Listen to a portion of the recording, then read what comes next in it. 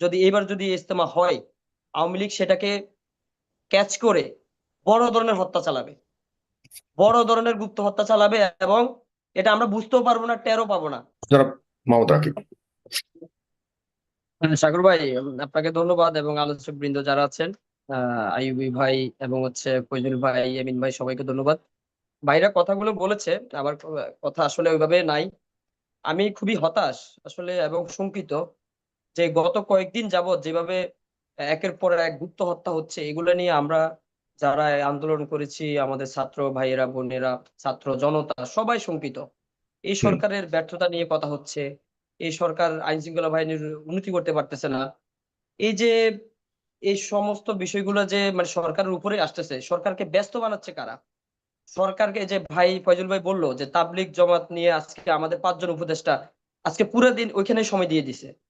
যে আওয়ামী লীগ, আপনি দেখাইছেন যে তাদের ভেরিফাইড ফেসবুক থেকে যে সার্জিস হাসনাত বাহিনী সাতপন্থীদের উপর হামলা করেছে, তার মানে তারা জোবাইরপন্থী, এরকমই তো মনে হচ্ছে। এখন আরেকটা বিষয় এখানে, ইসলাম, আমি যতটুকু আমার ধারণা জ্ঞান আছে, ইসলাম তো একটাই, কোরআন এক, হাদিস এক, নবী এক, আল্লাহ এক। কিন্তু টেকনিক্যালি নাকি রাজনীতির কারণে এই যে সাতপন্থী জুবাইরপন্থী হয়ে গেছে।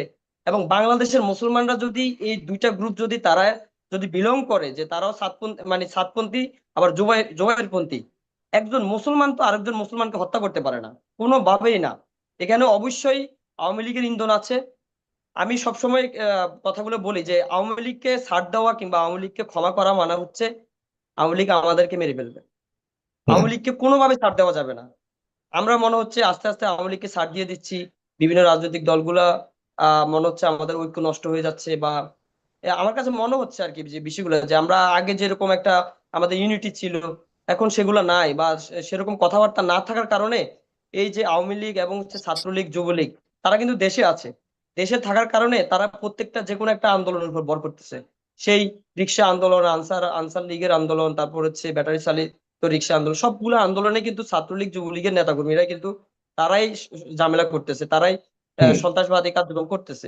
এখন গতকাল যে এই সাতপন্থী এবং আপনার জুবাইরপন্থী যে দুই পক্ষের সংঘর্ষে, এখানে আমি দুই পক্ষের সংঘর্ষ ওইভাবে বলতে চাই না, কারণ আমি একটু বলি।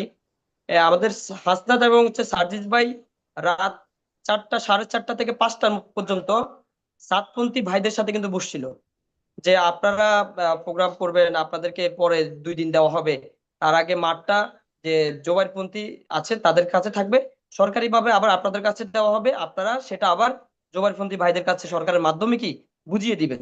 এরকম একটা কিন্তু কনভারসেশন হয়েছিল। তারপরে এই হাসনাত ভাই কাকরাইল আসার পরে এই জোবাইরপন্থী যে ভাইগুলো মুরব্বীরা আছে, ভাইয়েরা আছে, তাদের সাথে আলোচনা চলমান অবস্থায় ঘটনা দেখে যে এই জোবারপন্থী ভাইদের উপর হামলা হয়েছে। তাদের আমরা সকাল পর্যন্ত দেখলাম 3 জন নিহত হয়েছে, আর আমি জানি না 4 জন এক্সাক্ট নিহত কতজন হয়েছে, নিহত এটা হয়েছে। এটা নিয়ে কথা বলেছি আমরা, হাসনাত সহকারে কথা বলেছি, কিন্তু তারা একে অপরকে আসলে দায় দিচ্ছে এখনো পর্যন্ত সেটা এখন চূড়ান্ত। আমরা যদি এই যে মানে ইজতেমা হবে, বিশ্ব ইজতেমা হবে, এখানে অন্যান্য দেশের মুসলিম ভাইয়েরা আসবে, মুসলমান সম্প্রদায় আসবে। এখন এই যে দুইটা গ্রুপ, এই দুইটা গ্রুপ হয়ে যাওয়ার কারণে আসলে এখানে কোনো ব্যালেন্স হবে না। এখানে যদি এবার যদি ইজতেমা হয়, আওয়ামী লীগ সেটাকে ক্যাচ করে বড় ধরনের হত্যা চালাবে, বড় ধরনের গুপ্ত হত্যা চালাবে, এবং এটা আমরা বুঝতেও পারবো না, টেরও পাবো না।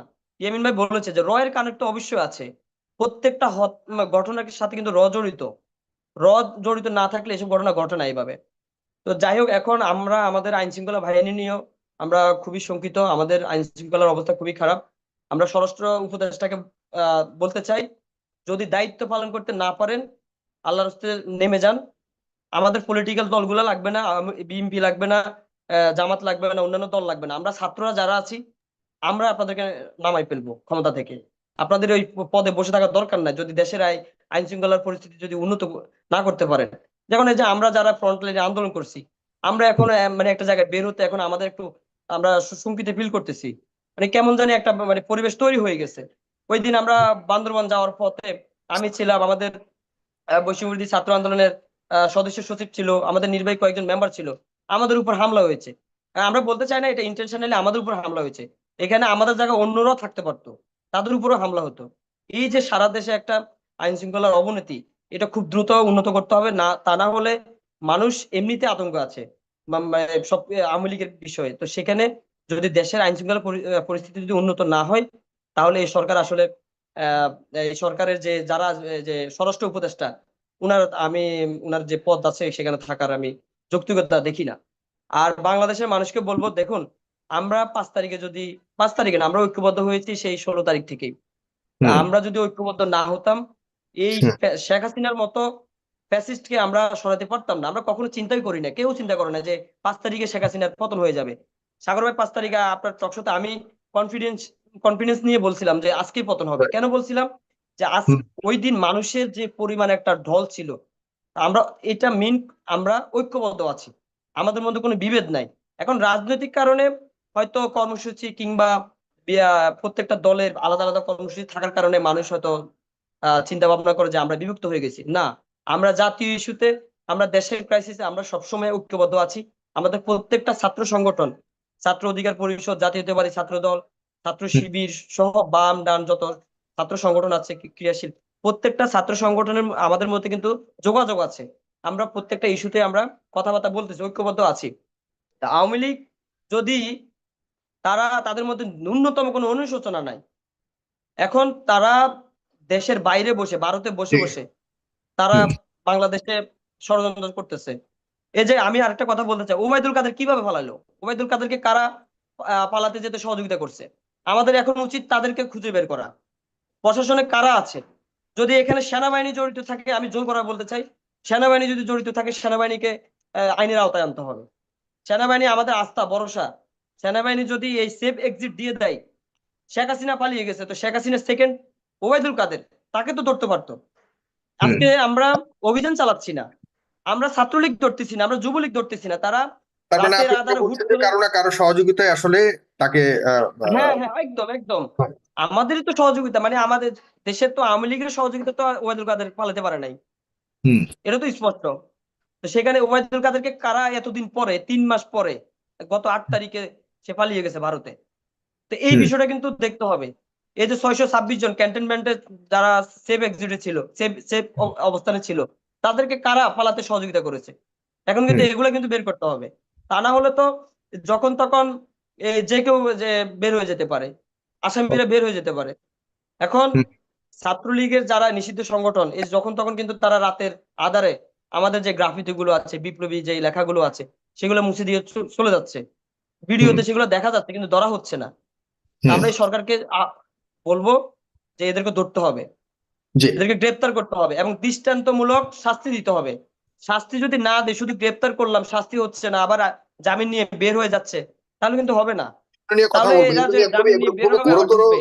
এগুলো খুবই গুরুতর অভিযোগ। এগুলো নিয়ে আমরা কথা বলবো সামনে। আমাদের এগুলোর উপরে সবচেয়ে বেশি ফোকাস করতে চাই যে আসলে কারা ধরছে, কারা ছেড়ে দিচ্ছে, আর এদের উদ্দেশ্য কি, রাজনীতি কোন দিকে যাচ্ছে। আমরা অনেক ধরনের অভিযোগ তো আসছে, আমাদের রাজনৈতিক আসলে পুরো প্যাটার্নটাই চেঞ্জ হয়ে যাচ্ছে। মনে হচ্ছে যে সেই যে ঐতিহাসিক রাজনৈতিক যে চর্চা ছিল সেটি আসলে কতটা আমরা আমি একটু করতে এখানে পারছি আর তাবলিগ সামনে। জামাত নিয়ে একটু বলতে চাই। সেটা হচ্ছে যে সাতপন্থী জুবাইরপন্থী, এই হুম, দুইটা গ্রুপের ভাইদেরকে বলবো, আল্লাহর ওয়াস্তে আপনারা দেশের জন্য, দেশের স্বার্থে আপনারা এক হয়ে আসুন, বিশ্ব ইজতেমা পালন করুন। আর যদি আপনারা এক হতে না পারেন, আমি আমার জায়গা থেকে বলবো এবার কোনোভাবে বিশ্ব বিশ্ব ইজতেমা করার দরকার নাই। তা না যদি হয়, যদি তাদের ঐক্যবদ্ধতা ছাড়া যদি এটা আয়োজন হয়, তাহলে কিন্তু বড় ধরনের ষড়যন্ত্রের শিকার বাংলাদেশ হবে আমার কাছে মনে হচ্ছে। এই জন্য সরকারের উদ্যোগ, আমরা আহ, যারা জায়গা আছে উপরে, যারা আছে তারা সহ, আমরা সহ, সবাই মিলে এই দুইটা গ্রুপকে আমরা ঐক্যবদ্ধ করে একটা আয়োজন করা যায় কিনা এটা নিয়ে আলোচনা হতে পারে, তাহলে সবচেয়ে বেশি ভালো হবে। এবং বাংলাদেশের মুসলমান আহ সবাই শান্তিপ্রিয়, আমরা হুম, অবশ্যই শান্তিপ্রিয়। আমরা, ভারত আমাদেরকে অনেকভাবে খুঁচিয়ে কথা বলছে, ভারত ভারত আমাদেরকে অনেকভাবে ষড়যন্ত্র করার চেষ্টা করেছে, কিন্তু আমরা তাদের ষড়যন্ত্রের পা দিই নাই। ভারতকে হুম। আমরা আওয়ামী লীগের সাথে, শেখ হাসিনার সাথে 5 তারিখে কিক আউট করেছি বাংলাদেশ থেকে। এখন ভারত বাংলাদেশের বাইরে, ভারত বাইরে বসে বসে অনেক কিছু করার চেষ্টা করবে, কোনো কিছুতে তারা মানে সুবিধা করতে আপনি পারবে না। মনে করছেন যে এই ঘটনাগুলির পেছনে ভারতের একটা সংশ্লিষ্টতা রয়েছে, বা তাদের একটা ইন্ধন রয়েছে, তাদের একটা পরিকল্পনা রয়েছে। হ্যাঁ, ভারত এই ভারত এবং আওয়ামী লীগ তো একটাই। গত আচ্ছা, 16টা ঠিক আছে, বছর কিন্তু আমি আপনি বলি, খুব চমৎকার একটা নরেন্দ্র মোদী কিন্তু এরকম পোস্ট করে নাই। গত 16 বছরে আমাদের বিজয় দিবসে নরেন্দ্র মোদী এইভাবে মানে বাংলাদেশ শব্দটা ইউজ না করে যেভাবে সে জি একটা মানে পুরা বিজয়টা ভারতের হয়েছে এরকম একটা পোস্ট করেছে, গত 16 বছর কিন্তু করে নাই। জি কারণ গত মানে যে 16 বছর এই সবকিছুর বাংলাদেশে ব্যাপার, আওয়ামী লীগ বাংলাদেশে তাদের যা কাজ কিছু করেছে। ঘটছে, বাংলাদেশে যা কিছু বর্তমানে ঘটছে তা গত 15 বছরে আসলে যদি বলি যে ইন পার্টিকুলারলি ভারতের পক্ষ থেকে এমন প্রতিক্রিয়া তারা কখনোই কোনো কিছু নিয়ে দেখায়নি। হঠাৎ করে এরকম করার পেছনে, এরকম ঘটনা বা তাদের ভূমিকার পেছনে আপনারা মনে করছেন ষড়যন্ত্র রয়েছে এবং পরিপূর্ণ রয়েছে যে বর্তমান সরকারকে কোনো না ষড়যন্ত্র না, কোনো আওয়ামী লীগ ভাই ষড়যন্ত্র শুনেন, এখানে আওয়ামী লীগ গত 16 বছর আওয়ামী লীগ দেশ চালিয়েছে, মানে ভারত দেশ চালিয়েছিল। সেগুলো এই জানি জন্য তারা জানি মন্তব্য করে নাই, কারণ জি এটা জি তাদের একটা স্টেট মনে করেছিল।